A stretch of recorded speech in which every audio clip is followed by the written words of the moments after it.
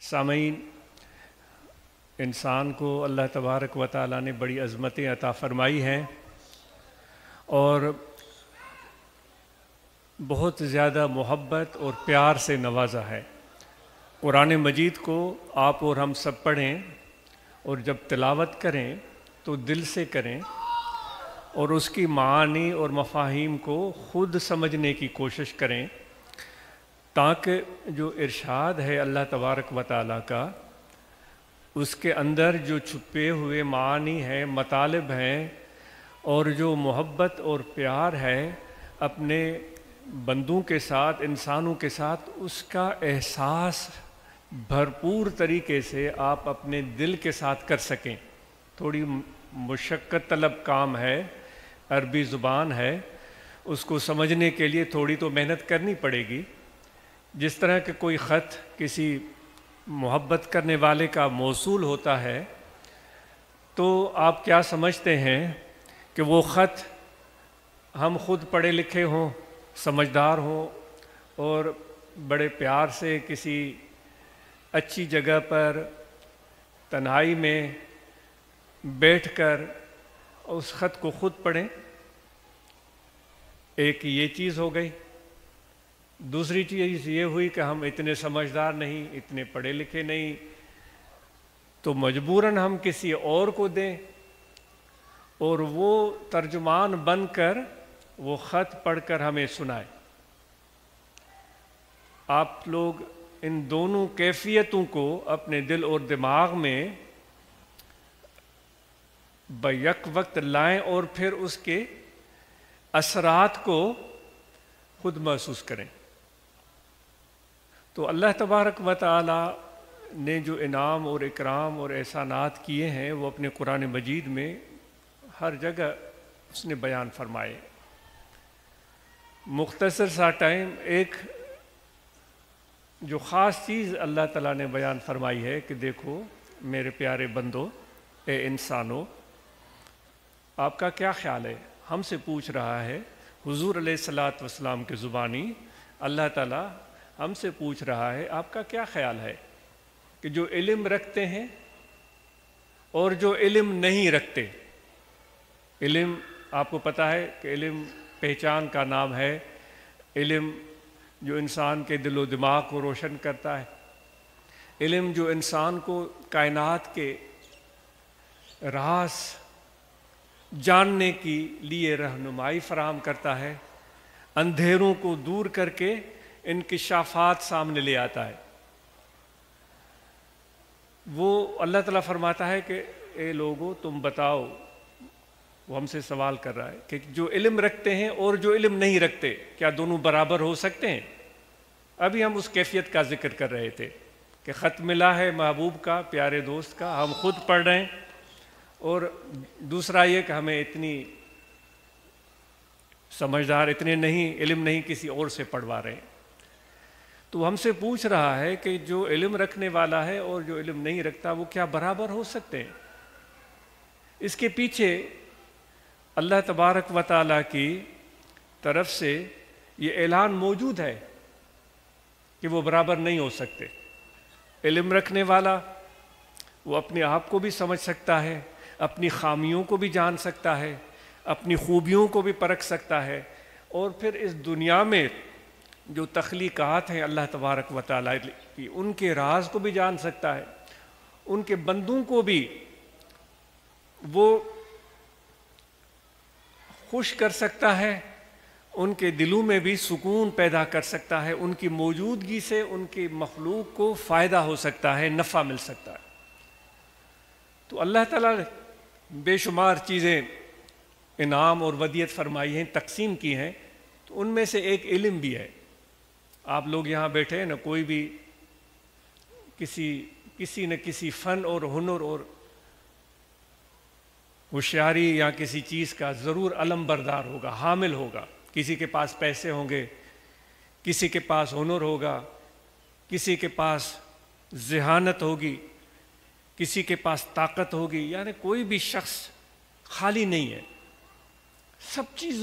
سب لوگوں کو اللہ تعالیٰ نے ہر کسیرا بہر کارے ساختند، ہر انسان کو کسی نہ کسی مقصد کے لیے اللہ تعالیٰ نے پیدا کیا ہے. تو تقسیم وہ ہنر اور فن اور صلاحیتیں تو مل گئیں، لیکن ایک جامع چیز ہے جو سب سے اعلیٰ اور عرفہ ہے، اور اس کی وراثت کو اللہ تعالیٰ نے یوں چھوڑ دیا ہے کہ کوئی ہے میدان، کوئی بہادر، کوئی پہلوان لہے میں اترے میدان میں اور اس چیز کو حاصل کرے.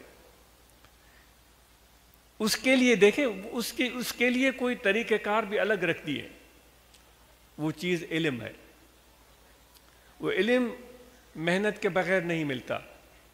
ہمیں علم اپنے باپ سے وراثت میں نہیں ملتا. علم ہمیں کسی دوست کی طرف سے تحفے میں نہیں ملتا. اس کے لیے ہمیں جان جلانا پڑتی ہے. اور سعدی کے کہنے کے مطابق از پہ علم ہم چو شمع باید گداخت. سعدی کہتا ہے کہ علم پہ کی پیچھے ایک شمع جو موم بتی ہے، جب جلتی ہے تو وہ پگھلتی جاتی ہے، اس کا وجود کم ہوتا چلا جاتا ہے. وہ سعدی کہتا ہے کہ علم کے پیچھے اپنے آپ کو اس طرح پگھلاؤ، تو جب علم آپ کو مل جائے گا تو پھر آپ خدا کے دوست بن جائیں گے. یہاں بھی ہم اسی علم کی تلاش میں آئے ہیں. حضرت علی شیر خدا رضی اللہ تعالیٰ نے فرماتے ہیں کہ میں خدا کی تقسیم پر راضی ہوں. خدا نے جاہلوں کو دولت دے دی ہے. ان کا ارشاد ہے جاہلوں کو دولت دے دی ہے. رضینا قسمت الجبار فینا لنا علم بل الجہال مالو. ہمیں علم دے دیا ہے اور جاہلوں کو پیسے دے دیے.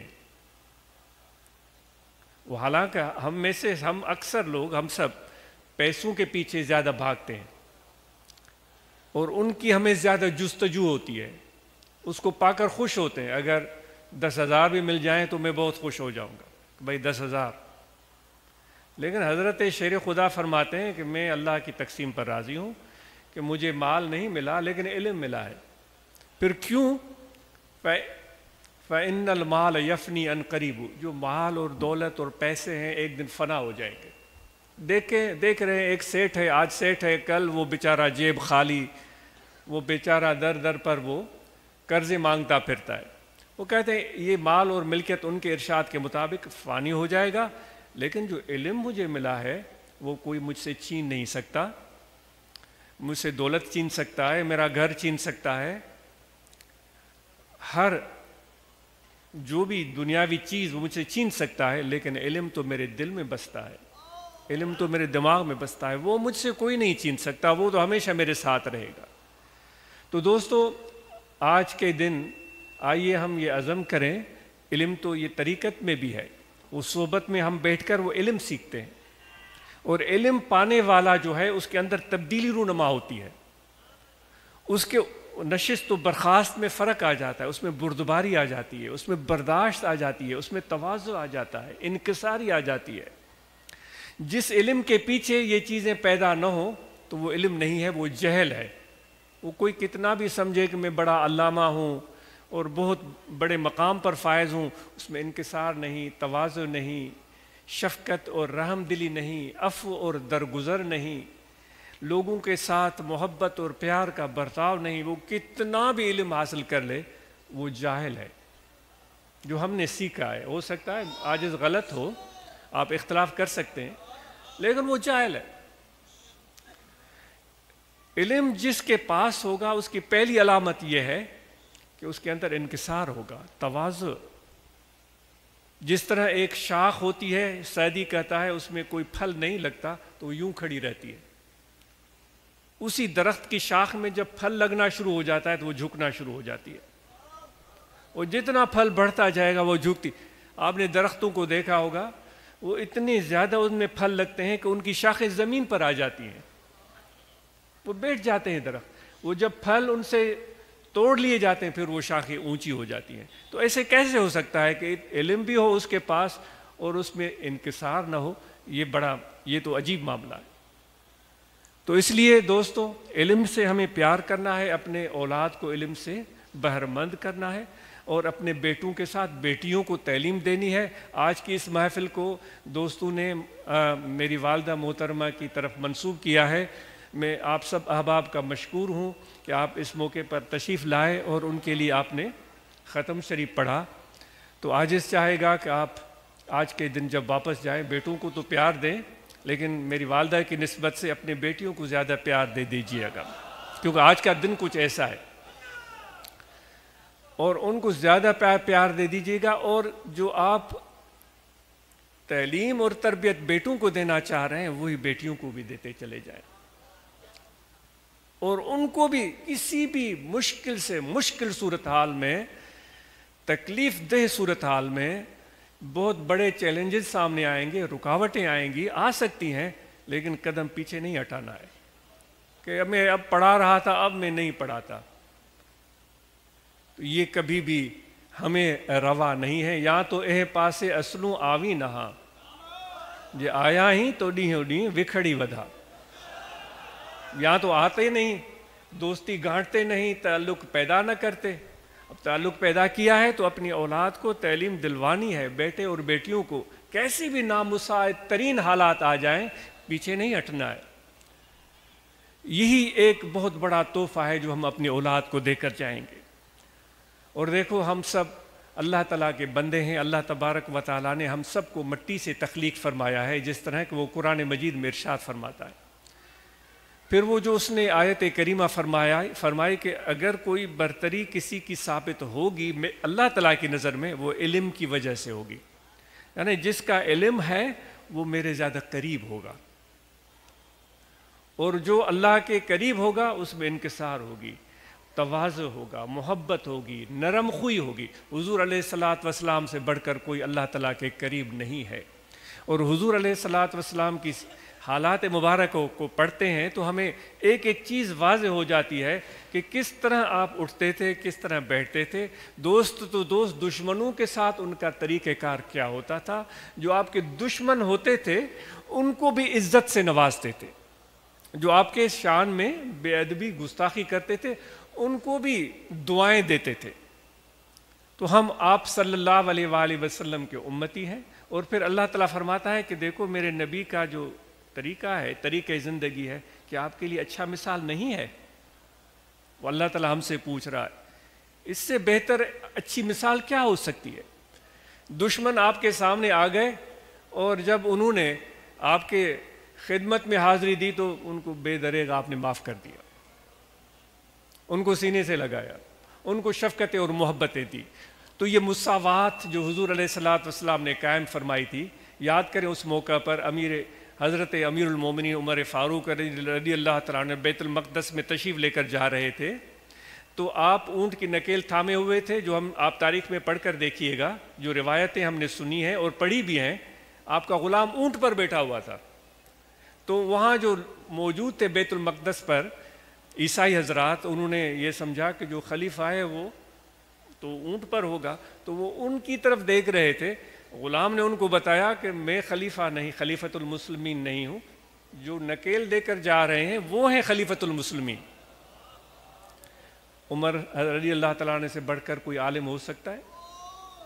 اتنا علم، اتنا فضیلت، اتنا شرف اور شان، انکسار دیکھیں جو اپنے غلام کے ساتھ آپ نے ایک بنایا تھا طریقہ کہ بھئی ایک منزل آپ اونٹ پر بیٹھیں گے، ایک منزل میں بیٹھوں گا۔ جب بیت المقدس پہنچنے والے تھے تو اس وقت آپ کی نکیل تھامنے کی باری تھی تو وہ کرتے ہی رہے۔ تو یہ ہمارے لیے وہ مثالیں ہیں جو ہم طریقت ذکر مرشد کامل کی صحبت میں بیٹھ کر سیکھنے کی کوشش کرتے ہیں۔ اور دیکھو ہم آپس میں مل جل کر رہتے ہیں ایک جماعت کی صورت میں، اس لیے کہ جب کوئی مل جل کر رہتے ہیں نا، وہ آپس میں ہاتھ تھام کر رہتے ہیں، ایک جماعت کے فرد بن کر رہتے ہیں، کوئی بھی طوفان آ جائے، وہ طوفان تو بڑے بڑے درختوں کو اکھاڑ دیتا ہے، بڑی بڑی بلڈنگوں کو گرا دیتا ہے، اڑا کے لے جاتا ہے۔ کوئی بھی طوفان آئے، کوئی بھی مصیبت آئے، مشکل آئے، ولر کیو وطن پرت نچنن پانمی، وہ مل جل کر رہتے ہیں، ایک دوسرے سے پیار کا رشتہ توڑتے ہی نہیں۔ بٹائی صاحب فرما رہے وہ ایک دوسرے سے پیار کا رشتہ توڑتے ہی نہیں۔